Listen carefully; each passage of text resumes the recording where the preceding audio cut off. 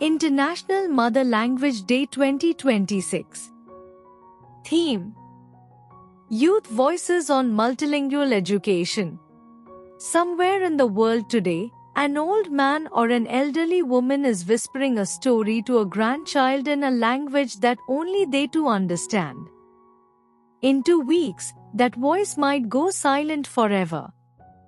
Every 14 days, a language dies. With it, we don't just lose a dictionary, we lose a treasure of wisdom and emotions.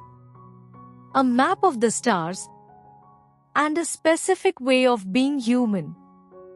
UNESCO tells us there are 8,324 ways to speak or sign our existence on this planet. Yet, we are watching a great silence happen. As we gather for International Mother Language Day 2026, under the theme Youth Voices on Multilingual Education, we are not just celebrating culture. We are standing up against the loss of identity. The blood of 1952, the root of the rebellion. We stand here today because of the martyrs of February 21, 1952.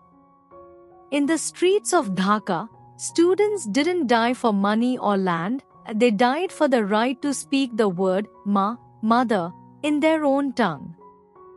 At that time, the world was smaller, but the oppression was just as loud. Those students in Bangladesh understood that to lose your language is to lose your soul. Their sacrifice is the heart beat of this international observance. They proved that language is not just a tool for communication, it is the ultimate human right. It took the world decades to catch up to their courage. It wasn't until 1999 that UNESCO formally proclaimed this day, and 2002 when the UN General Assembly welcomed it. But the fire was lit in 1952. Today, we carry that torch into a digital age. The weight of the 40%. The data is not just a statistic, it is a painful reminder to the world. 40% of the world's children, nearly 1 in 2, are forced to sit in classrooms where the teacher speaks a language they do not understand. Imagine the deep mental harm of a child whose mother tongue is treated as a barrier to overcome rather than a foundation to build upon.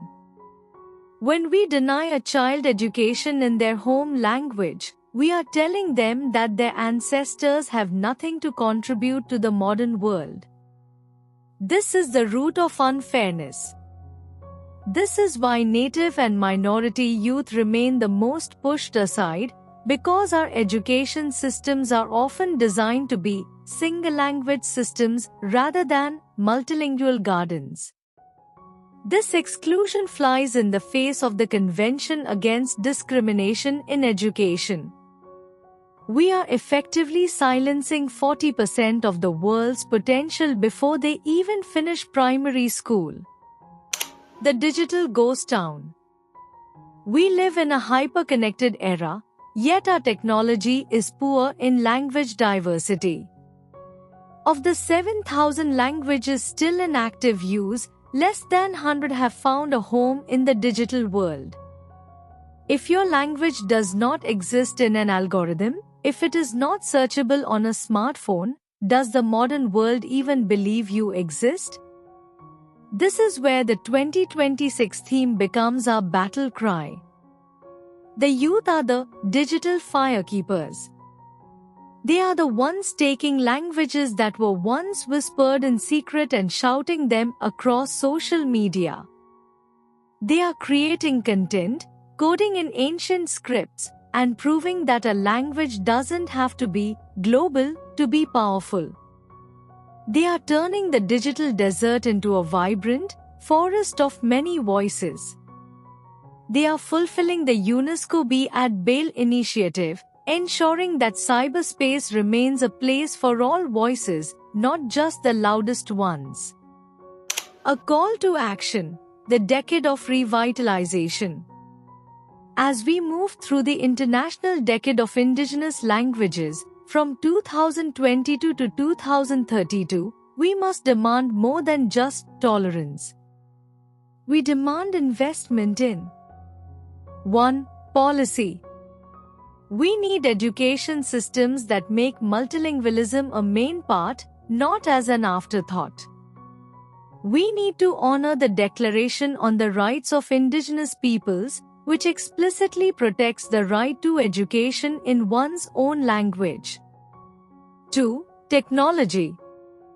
We need tools that recognize the 8,000 plus languages of the world, not just the top 10. We need AI that speaks our grandmother's dialects as fluently as it speaks English or Mandarin. 3. Identity.